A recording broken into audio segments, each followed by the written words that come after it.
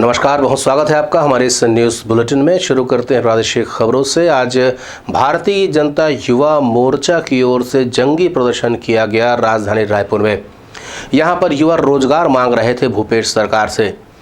इनकी तैयारी को देखते हुए राज्य सरकार द्वारा शहर के लगभग सभी मुख्य मार्गों को बंद कर दिया गया और इस तरीके से सील कर दिया गया कि कोई प्रदर्शनकारी मुख्यमंत्री निवास तक पहुंच ही न पाए। कार्यक्रम स्थल बनाया गया था रायपुर नगर निगम चौक के सामने का मैदान, जहां पर सभी वरिष्ठ भारतीय जनता पार्टी के नेता शामिल हुए और यहां पर भारतीय जनता युवा मोर्चा के राष्ट्रीय अध्यक्ष तेजस्वी सूर्या भी शामिल हुए और उन्होंने युवाओं का हौसला बढ़ाया। साथ ही साथ भूपेश बघेल पर कलेक्शन करने वाला मास्टर का आरोप भी लगाया। पर भूपेश बघेल ने सीएम बनने के बाद सीएम शब्द का डेफिनेशन ही चेंज किया। भूपेश बघेल चीफ मिनिस्टर नहीं है, वो सोनिया गांधी का कलेक्शन मास्टर है।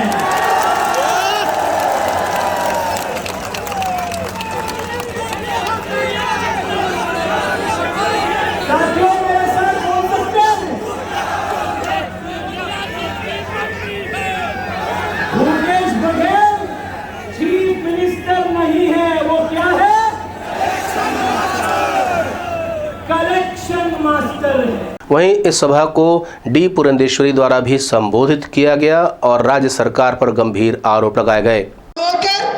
आपको रंग रंग में जाना पड़ेगा भूपेश बघेल जी से जवाब मांगने के लिए कि जितने भी झूठे वादे उन्होंने आपको किए थे, एक हाथ में गंगाजल लेकर दूसरे हाथ में घोषणा पत्र लेकर जिस तरह से उन्होंने झूठा वादा किया था आप सबको, उसका जवाब आज आपको मांगना पड़ेगा। हाँ, आपको बता दें कि इसके बाद भारतीय जनता युवा मोर्चा ने मुख्यमंत्री निवास की ओर कूच किया और इस दौरान पुलिस से उनकी कई बार झूमाझटकी हुई। कई स्थान पर तोड़फोड़ की भी स्थिति बन गई थी। शहर में एक प्रकार से कहा जाए तो तनाव का माहौल निर्मित हो गया था। युवा अपने रोजगार की मांग को लेकर के मुख्यमंत्री से मिलना चाहते थे, लेकिन पुलिस ने इतनी चाक चौबंद व्यवस्था की थी कि वे इस किले को भेद नहीं पाए। एक तरफ भारतीय जनता युवा मोर्चा के द्वारा ये जंगी प्रदर्शन किया जा रहा था, वहीं दूसरी ओर राज्य सरकार की ओर से मोर्चा संभाला कृषि मंत्री रविंद्र चौबे और नगरीय प्रशासन मंत्री शिव डहरिया ने। यहाँ पर मंत्री द्वय ने कहा है कि राज्य सरकार नौकरियां पहले से ज़्यादा दे रही है। उन्होंने केंद्र सरकार के आंकड़े और राज्य सरकार के आंकड़ों के बीच का फ़र्क भी बताया और ये भी बताया कि पहले लोग यहाँ से पलायन कर जाते थे, लेकिन अब स्थितियाँ दूसरी हो चुकी हैं और अब यहाँ पर रोज़गार के पहले से ज़्यादा अवसर बन चुके हैं। उन्होंने राज्य सरकार की कई महत्वपूर्ण योजनाओं का भी हवाला दिया और ये बताया कि यहाँ पर बेरोजगारी की दर बहुत कम है। 3 मुद्दे हैं मित्रों उनके। एक तो बेरोजगारों के लिए बेरोजगारी की स्थिति, दूसरा प्रदेश में रोजगार के अवसर के बारे में वो बात कर रहे हैं और तीसरा वायदा खिलाफ, सरकार की वायदा खिलाफ। मैं तो उनको सलाह देना चाहता हूँ, ये तीनों मुद्दों को लेकर के अपने ही झंडे में दिल्ली की सरकार के खिलाफ उनको आंदोलन करना चाहिए। 2 करोड़ लोगों को रोजगार देने का वायदा किसने किया था? वायदा खिलाफी में महंगाई कम करने का वायदा किसने किया था? बेरोजगारों को रोजगार किसी भी प्रकार से, परम सम्मानीय प्रधानमंत्री जी की भाषा में पकोड़ा बनाना और ट्रक के क्लीनर बनना भी रोजगार है।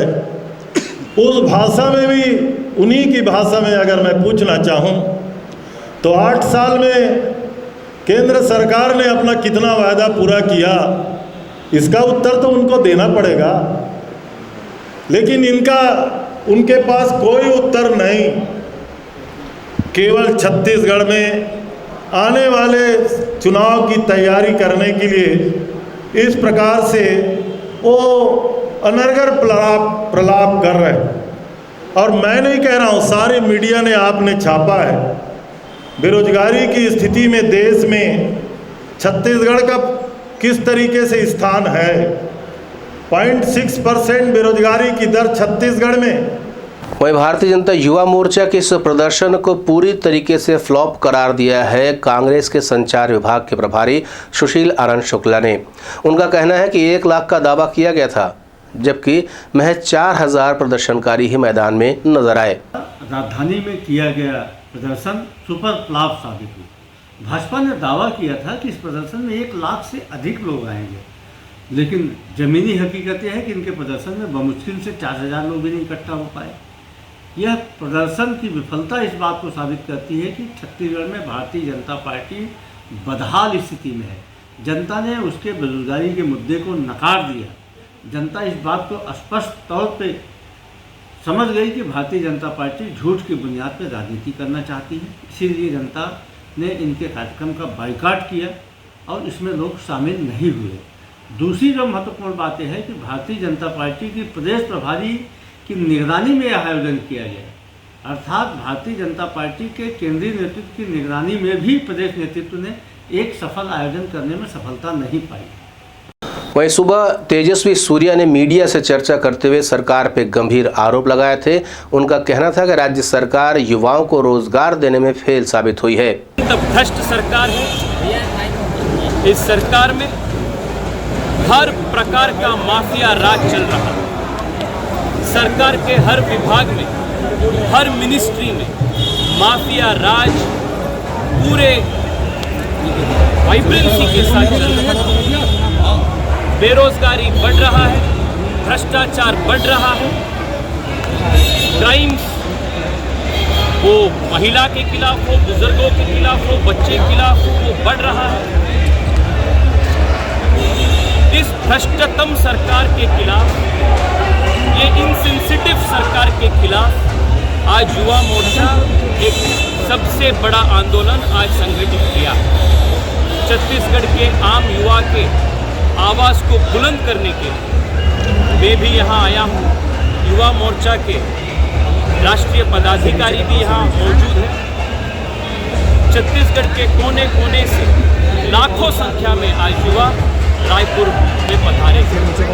मैं भूपेश जी को इस मौके पर स्पष्ट रूप से चेतावनी देना चाहता हूँ। Your time is up Bhupesh ji, आपका समय समाप्त हो चुका है।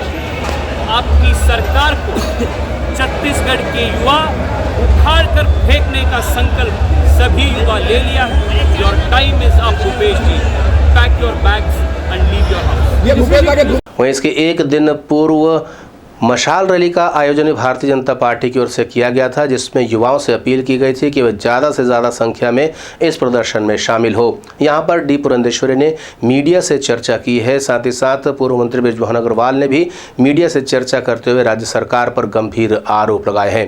चारों ओर अंधेरा है, मुख्यमंत्री लुटेरा है और इसलिए छत्तीसगढ़ के अंधेरे को दूर करने का संकल्प भारतीय जनता पार्टी ने लिया है। उसके तहत कल 1 लाख युवा पूरे इस छत्तीसगढ़ सरकार से त्रस्त हैं, उनको रोजगार नहीं मिल रहा है। ये पूरा माफिया राज हो गया है। यहाँ पर लोगों को ड्रग्स में डुबोया जा रहा है और इसके विरोध में कल 1 लाख युवा छत्तीसगढ़ की धरती पर, छत्तीसगढ़ की राजधानी रायपुर में आने वाले हैं। महिला मोर्चे ने उसके जागरण के लिए और भूपेश बघेल सरकार का जो अंधेरा है उसको दूर करने के लिए आज डी पुरंदेश्वरी जी जो छत्तीसगढ़ की प्रभारी हैं, प्रदेश अध्यक्ष अरुण साव जी और हमारे नेता प्रतिपक्ष नारायण चंदेल जी और सभी प्रमुख नेताओं के नेतृत्व में महिला मोर्चे ने आज मशाल रैली निकाली है। और हम रायपुर शहर के लोगों से भी आह्वान करेंगे कि इस लुटेरी सरकार, इस काला बाजार करने वाली सरकार, ये माफिया सरकार, नौजवानों के साथ में अन्याय करने वाली सरकार को उखाड़ फेंकने के लिए पर्यावरण के नए कानून को छत्तीसगढ़ में लागू न किया जाए, ऐसी मांग करते हुए आदिवासी विधायकों ने राज्यपाल से मुलाकात की है। मोहन मरकाम और कवासी लखमा सहित कई आदिवासी नेता यहां पर पहुंचे हुए थे। उन्होंने मांग की है कि केंद्र सरकार द्वारा जो लागू किया जा रहा कानून है उसे रोका जाए। इससे जो वनवासी हैं उनके अधिकारों का हनन हो रहा है। आज हम लोग राज्यपाल से मिले हैं। हमको 5वां सूची पैसा कानून लागू हुआ है, उस कानून को भारतीय जनता पार्टी दिल्ली में बैठी हुई सरकार हम लोग को सत्यानाश करने के लिए तुली हुई है। इसलिए आज राज्यपाल से हम लोग बात किया। राज्यपाल गंभीरता से सोची है और ये भी बात किया है कि अगर ज़रूरत होगा हम लोग के साथ राष्ट्रपति के पास भी जाएंगे। ये हमारा छत्तीसगढ़ में सबसे ज़्यादा आदिवासी लोग रहते हैं और बस्तर में सबसे ज़्यादा आदिवासी रहते हैं। ये 5वीं अंक सूची, पैसा कानून, ग्राम सभा सब डिविजनल हो जाएगा। इसलिए इस लड़ाई को हम लोग सदन से लेके सदन तक, सड़क तक और दिल्ली तक भी इस लड़ाई को लड़ेंगे। ये देश का मामला है। देश में जो आदिवासी हिंदुस्तान में 10 करोड़ लोग, लगभग 10-11 करोड़ लोग रह रहे हैं, इनको वंचित किया जा रहा है। इसका लड़ाई हम लोग लड़ेंगे। आज के न्यूज़ के बुलेटिन में फिलहाल इतना ही। नए समाचारों के साथ नए न्यूज़ बुलेटिन में आपसे फिर होगी मुलाकात। नमस्कार।